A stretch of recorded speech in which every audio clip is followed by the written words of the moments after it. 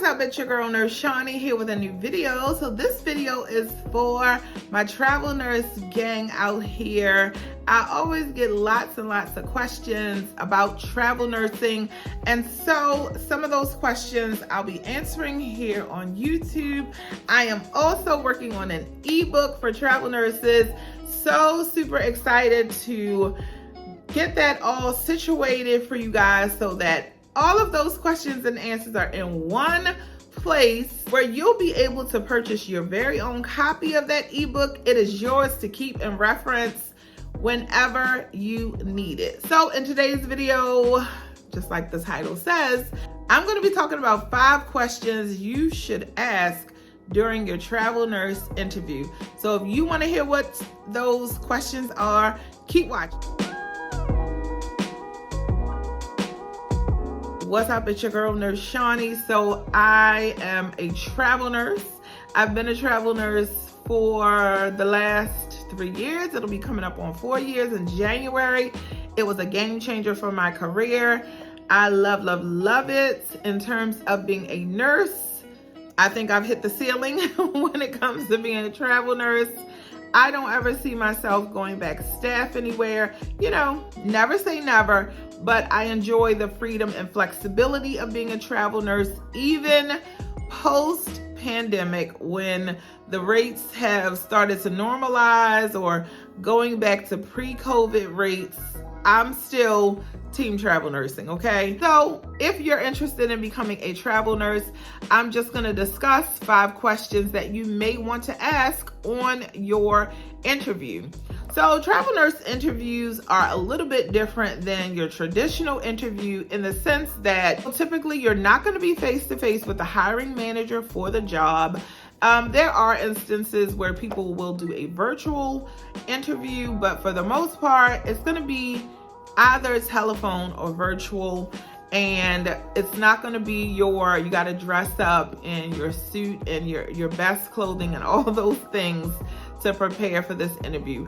Most of the interviews that I have had for travel nurse positions have been for 5 to 10 minutes max. It's a phone call. It's real chill, no stress, okay?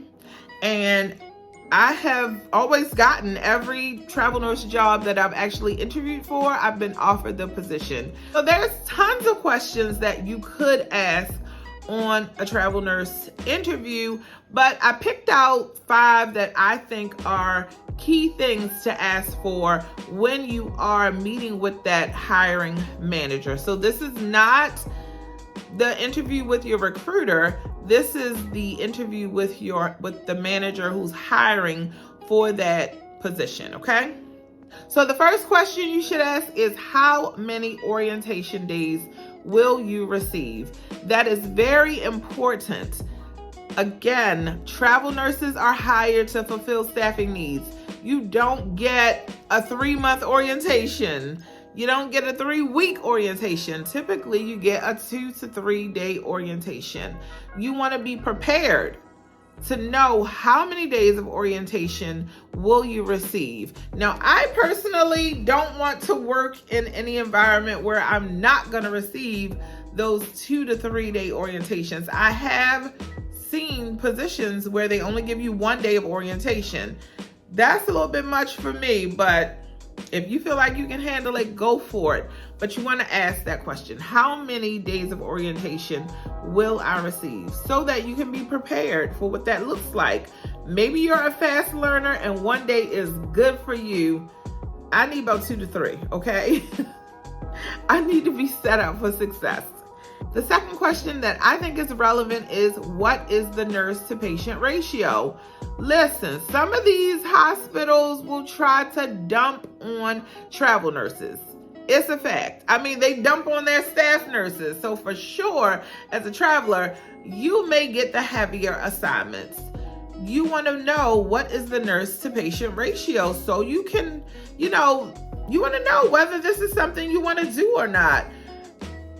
If you are looking for 2 different positions, and one, the nurse to patient ratio is 1 to 6, but another hospital, their ratio is 1 to 4, I'm probably gonna go with the one that's 1 to 4 because that is a more manageable ratio. So you want to know, what is the nurse to patient ratio, okay? The third question that I think is very relevant is, are you required to float?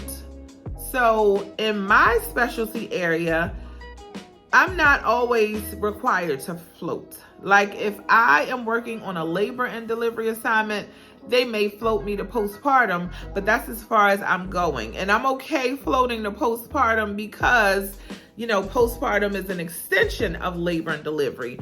But I'm not floating to med surge. I'm not floating to critical care, tele, none, no, any kind of thing that is not women's and infants, I'm not floating. I'm not even floating to NICU.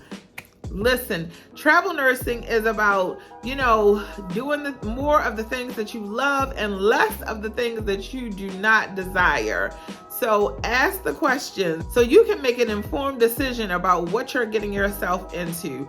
Of course, as a travel nurse, your assignments are anywhere from 4 to 13 weeks, but you don't want to be miserable while you're on that assignment. So ask those questions so that you can get a feel for the environment that you're going into.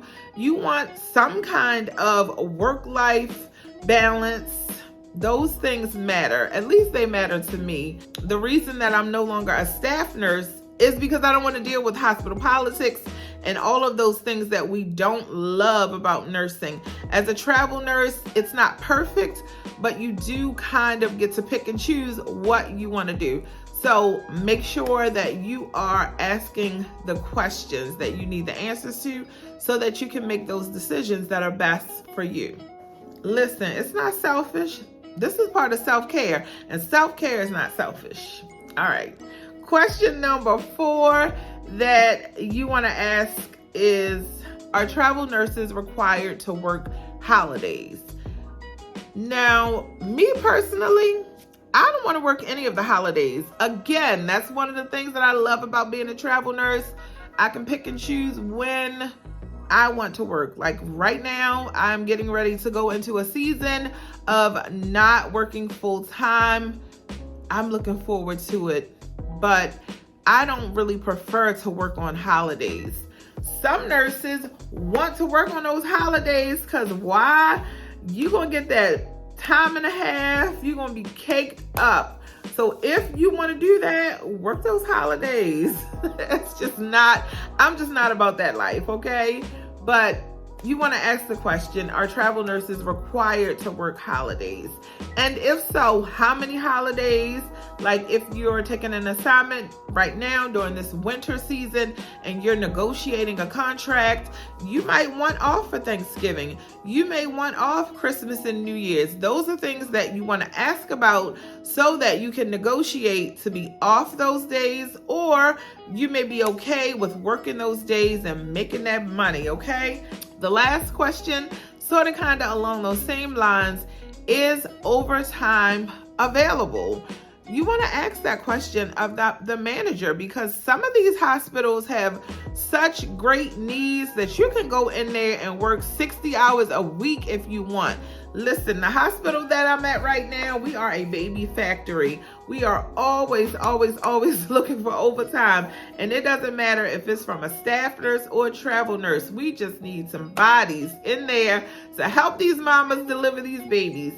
So if you are looking for that overtime and it's something that, you know, you want to make that extra money, ask if there's overtime available. Again, you may be looking at several contracts.